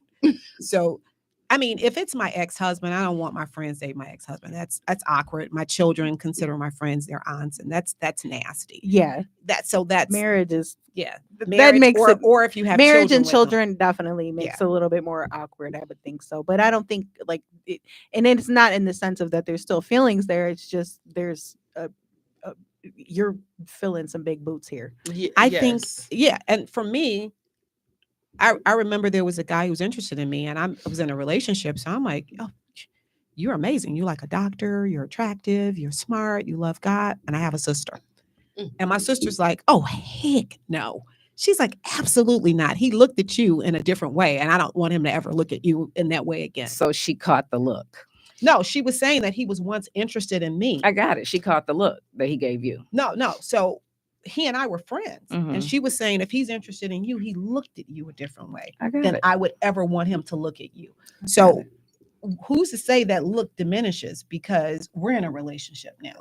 So she was like, I would never want to put us in that situation. Mhm. So I got it. That makes sense. I got Yeah, it. of course, a lot of sense. Yeah, I got it. I didn't initially. I was just like, girl, he's available and he's a good guy, and but she's just like, absolutely not. He thought that you were attractive. And she was like, I never want us to have that thoughts where I'm like, is he still looking at her? Does he still, like her, and that kind of thing? Uncomfortable family dinners on the holidays. Yes. Oh, my Yes, sister's just my think bestie, about it. so he No, gonna I'm be just- out, not me. Like, I can only imagine how that individual would feel. Like, is this a conversation that's had beforehand? Like, okay, I dated your friend, or I dated your cousin, your fifth cousin at that, and we're sitting at dinner for Thanksgiving. Like, and somebody's grandmama or big mama gonna say something. Oh, I was like, where was I at? And the lady said that her husband married her cousin. And I was like, wow, that's a dynamic for family dinner. But I was working. I was working. So yeah, that What was that movie where they did that in the family? What was it? I wish Nicole. see, you run the risk of him jumping Soul back in the Food. bed. I think it's Soul Food. Yes, yes. Mm-hmm. You run the risk of him still being attractive, and then the vendettas come, and she's still, messing with them because she feels like she can. And so Entitlement, enticement. I don't want anything recycled. I want my own. And I don't want to, they tell you that you sleep with everybody they've slept with. And I definitely don't want to sleep with a family member. So So I if just you look think at it's it like off that- limits. I just think it's so off limits. This question went all over the place. And I would just like to say there's so many fish in the sea, guys. Just It's go a fishing. million people out there. I can't There are see that 10 million easy. people in the Chicagoland area. And what's so phenomenal about dating is you don't even have to date the person you're in the same city, county, or state. Yeah. I can You say can that. date What does it say? anyone you want to, wherever you want to. And Is it responding? to Yeah. this? So Crave Chicago says that here's my explanation. You and your friends most likely have many hints in common. It's only natural that I'm attracted to people that are similar to you. That makes sense. That makes sense. But Crave Chicago, once you look at my friend, you're hers forever, ever. Even if we're out hanging out and you enter conversation and no matter how light, you're hers. We don't cross those boundaries.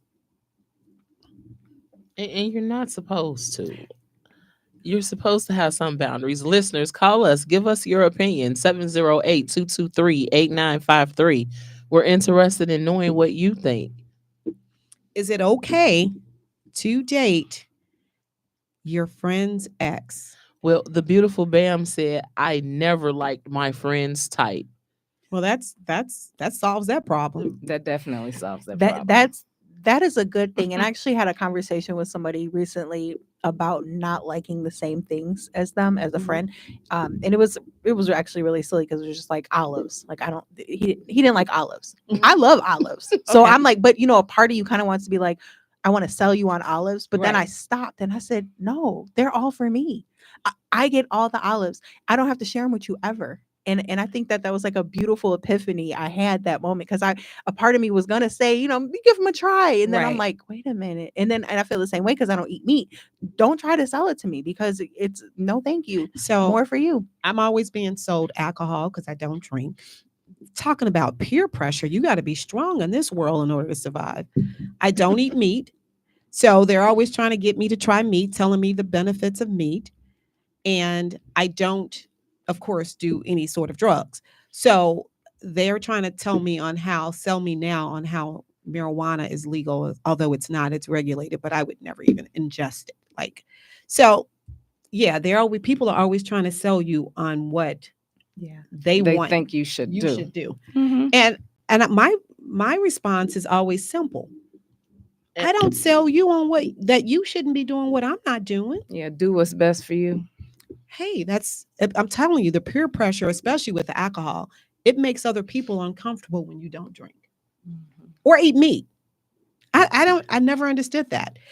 Call us, guys, 708-223-8953. I want to know, will you, or is it okay to date your friend's ex? And tell me the circumstances behind it, because is there a limit? Is there 15, 20, 30 years? Now, I've had people I've dated, their friends have approached me 20, 25 years later. At some point, you kiss this person. At some point, you guys share like intimate thoughts. No, and just because you that's dated. something I would think about. So I could never. What if they didn't? Yeah, No, because no, there's no. tons of people I've dated and I I've could never was never- intimate with. I could never date my friend's ex. Never. If Well, I I don't want consider recycled men. if so. I considered you a friend, yo, hey, you I ain't think got we're to all worry in about agreement me. with it, but we also like to explore the other possibilities and options to see Yeah, give me other another. people's mindsets and what they There are think. 'Cause people that is do there what- limits? Like, are there They things? do things totally different than the Give me traditional some other way. limits to That's follow. true. I don't Like want if it was in those. high school and obviously there was no intimate moments. It was just your high school boyfriend or I girlfriend. saw a meme where a lady said, SHIDDDDD. If you think I'm passing up on somebody that's my potential soulmate that's doing well in life and I'm attracted to because he dated someone that I know, you're crazy. I mean, And she's entitled to her opinion. Absolutely. She is. If she's And a way listening, of give us life. a call at 708-223-8953. If you wrote that meme, call us. We definitely want to talk I to was just you. like, wow, there's no standards. I just what so when they told me when you're a kid, you have to be careful about who you're intimate with because you're intimate with everybody they've been intimate with. I could never get through the intimacy part because I'm gonna be thinking about my friend and my cousin, which is gonna make me puke.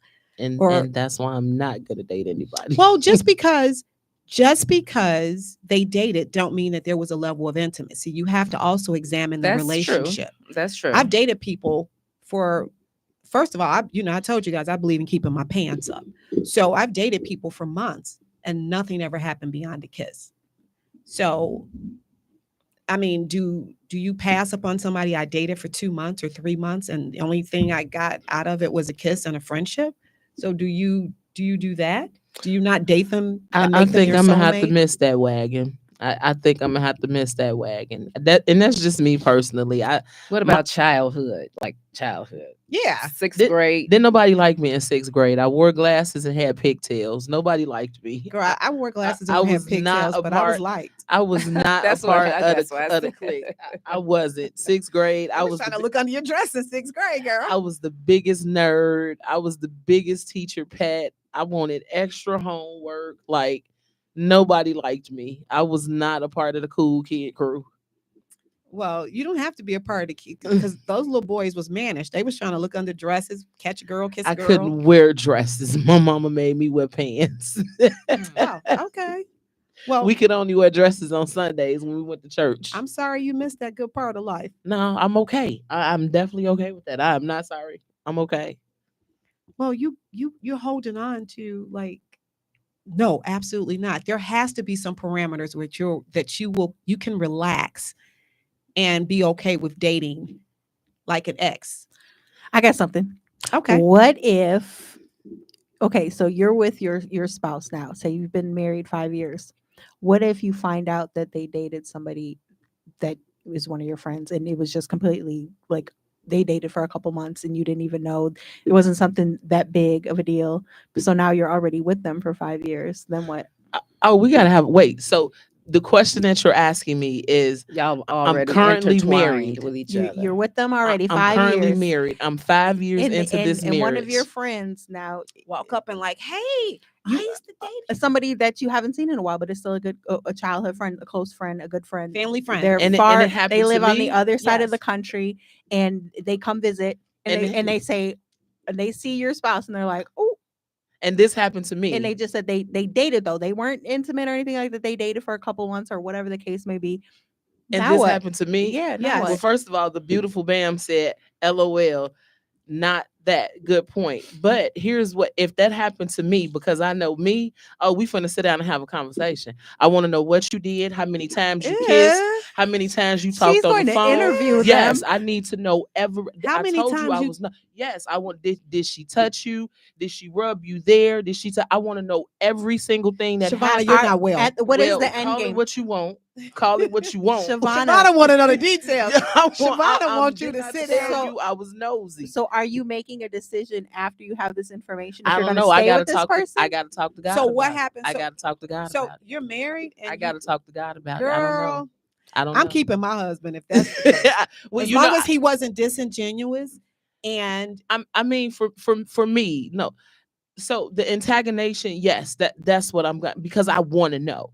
but that's not your business. It is. It was 20 years ago. It 20 years doesn't ago. matter. It doesn't. This is What I now, did this with is in the somebody current. in intimacy 20 years ago was not your it does. business. Hey, you asked me the question. I'm telling you Shavana's answer. Now, Shar's answer is going to be different, but Shavana's answer is her answer, and that's it. And Shavana's passionate. So I'm very passionate listen, about that. I hope her yes. wife didn't date anybody before her. Ever. Ever. No, Like, so not first, even in grammar no, school. first You of better all, not have winked at a single person. first of all, me and my wife don't even know the same people. Well, just in case, you know, the That's world's true. small. She did import her wife. Yeah, but that's okay. She did. But guess what? I met somebody. Yes, I met somebody yesterday from there, and we had a long conversation. So what happened if? What happens if that's just the case? If was a fifth, we'll all be drunk. Right. What if your friend vacationed over there? and just No, man, I ain't, had I a ain't good time. see. I ain't got that many friends, and I know my friends they don't even go down that road. So Well, what if Hey. they got drunk and went down that no, road? not them. No, I can guarantee you, Lachey and Shamil ain't going. I can we guarantee we you. said it was going to be somebody that you did not have, you hadn't seen in a while. So maybe it's a long term friend. And I know Chrissy ain't going. That's So not what the you're going to question. do is you're going to throw away. No, I'm not saying I'm gonna throw away- integrate your mate. I'm not saying I'm gonna throw away my relationship. What I'm saying is that because I know me and I'm passionate about. Latrice, she tripping. No, I'm not Latrice. She tripping. I'm passionate about a lot of things, and at that moment, of course, I'm gonna want to know the what ifs and whens and whys, but that other hidden part of me is gonna be That's okay, man. interrogation, though. That's integration. And you know what it is? It's intrusive because it was Well- before you. It's Wait, intrusive. You And it asked makes And you long insecure. before you, right? Yeah, and it Long makes you before you. insecure. So you're gonna be looking at them like, oh, you did that with her. You touched him that way. You rubbed his head. Shavonna, I Girl, think let you're all that stressing go. yourself out Yes, unnecessarily here. unnecessarily. Well, I mean, to each But his I did do own. it on purpose. I wanted to get you going. No, so. no, no, She no. But gotta go. I'm very passionate about it. So, like, I know I would ask those questions. I know, and me and my wife have sat down and we've had these intimate conversations. And she was like, "What I did in my past is my past," and I'm like, Girl, That's I a true realized story. that somebody had dated. She was a side chick to my guy years ago. Who gives a flying flux? Benita said, I'm "I'm not gonna going be to the talk FBI. about it. I'm not going to talk about it. I don't want to know about it because who he is today is not who he is then. Exactly. It was 20 some Yes. years ago. And when I'm looking at her, I'm like, I know he wouldn't go down that route now. So I'm not even interested in that. That's not my business. What happened then is almost like then, like, oh my God. And I'm probably so wrapped up in myself that I'm thinking that I'm everything. So I don't want to hear about Which that is a nothing. good thing to be wrapped up Right. into So, yourself. so you saying I should let it go if this was 20 Baby, years all ago? roads lead back Definitely to 20 Shaw. I wouldn't years ago. stress That's too, myself that's about too it at all. long. So No, from this point on, this is the 11th of January. I'm gonna let it go. See, So I So let it let it go. go. did you hear what I said? I found Yes. I was familiar with someone he dated 20 some she was a side chick 20 some years ago, right? He was married at the time, she was a side chick, right? Listen, what happened then is none of my business. All roads lead back to Shar now. So I already know he's not going anywhere and he wouldn't dare do that now that I'm seeing that project. So are you serious right now? All roads lead back to Shar. So it's all about me. It's not I don't want to know anything about that. And it's gonna gross me out after seeing her now that he did that. So no, it's Oh, about okay. I said and I said I'm gonna let it go. And I said, highly agree that we experience people differently. yeah. We are always elevating and growing and changing. So Evolving. I'm very certain that my first love in middle school is not the same person today. Probably better. I would Hopefully. hope He he probably would be. he's not a Yeah. little musty boy anymore. You Probably know? be washed. So I'm glad you brought that up. My first love? Yes, Oh. I talked to my first love. Matter of fact, my very first love You have is audacity. is The a client. audacity. I have was thinking that too. audacity. That's what I was sitting there Nerve. thinking. I'm like, You let have me call my audacity. sister in love. You know, I need to have a conversation. No, what wait, hypocrisy. What? that's a hypocrite, right? Right. That's why I said I'm gonna let it go. That's hypocritical. But I She said had I to was think gonna let about it go. And you see, I said I was gonna let Are it go. you really gonna let it go? Yes, I am being an adult about it. I am being mature No, about did you it. see how passionate Shavonna was? She went in. I, Yeah. Voice Wasn't happening. elevated. Her emotions escalated. So no. But that's how you do me when I talk about the three letter. No, I don't talk about that. I get quiet because I get a headache. I get sleepy. No, I don't. No, it's not. So Shavonna, No, you I'm talking quiet. to your first love. It's a client. It doesn't matter. You're talking to your first love. Money and you, talks, BS run a marathon. and then you want to sit there and interrogate. You want to pull out. You want to put them in a room and record. She wants what the they poems written. She wants the photos taken. say. Baby. She wants it all. She wants to Baby. know everything. Are we serious right now? And I said I was gonna let it go, didn't I? No, because I you're said- really not. But You're I saying am. it for the No, sake of no, saying it. no. I promise you, honestly, I can't. Only I can't because do it's it. not a real life thing for her. That's the No. only reason why she's gonna let it go. That's not true. Because she No. over here kikiing with her No, first you love. You say only because because she's just it's talking. a Shut what up, if. Ambi. I am letting it go. I am gonna let it go. Like because no, I realize that, like you said, Crystal, that's hypocritical, and I'm not gonna be a hypocrite. Like Look I at don't us wanna do that. learning and growing and evolving today. This was At the same fantastic. time, right? Look, just because of the questions That's you what the had show is about, about. That's what yes, it's about. everything. So I'm letting it go. If it happens, I'm gonna shake that lady's hand because guess what? I got the better version of what she had. There it That's is. how I See? feel. Like, So why see, would you? And I took That's right, accountability. Lisa. Evolution She's double is real. standards. That's right, double standards. This lady here is Double standards is control, though, right? that is that's the key control. But remember what happened at when we went to lunch that time. So thank you guys for joining Sharon Locke today with the love component. Keep that question in mind. Because it could happen more often, especially with little Chicago or Illinois, right? You can be in the recycle pool. I'm not going in the recycle pool. So join us next Saturday, 3 to 5. We have a date. And I want to leave you with this. I want you to know that loyalty is when you have my back behind my back. So that's what I'm going to say for 2025. You can reach me at Char Lewis. Thanks, Latrice. Char Lewis on our social media platforms. Find us on YouTube at The Super Businesswoman Show. You can go back and see all of our streams and all of our other shows on that on YouTube. And you could also reach me, Shavana, your financial femme, at 312-837-7219 on all social media platforms under Anointed Accounting and www.anointedaccounting.com. And hello, everyone. This is Crystal, your savvy investor. You can always reach me at Crystal, CrystalLewis at kw.com, where you can get all of your information on real estate and investing and any questions answered. And hopefully we can make some deals. She left out the most important part, the lingerie. The sexier I look, the sexier I feel. She left out about the Crystal lingerie. Well, that is definitely coming soon, and we will be back at that very, very soon. So Girl, I'm make very sure you excited have my about that. size. Make sure you Valentine's have is my coming up. size. Valentine's is around the corner. We'll be doing something together, Oh, Shar yes. and I. No, what about for me? I need you to have my size. No, you don't need any lingerie. You're too passionate about life already. Well, Shavana's prohibited from lingerie. Well, ooh, whatever. wow.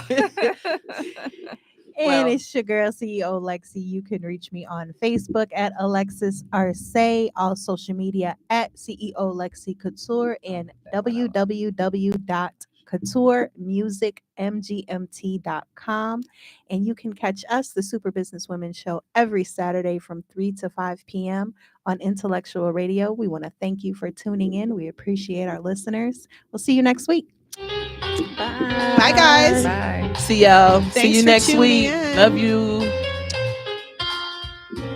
Y'all, that was a great show.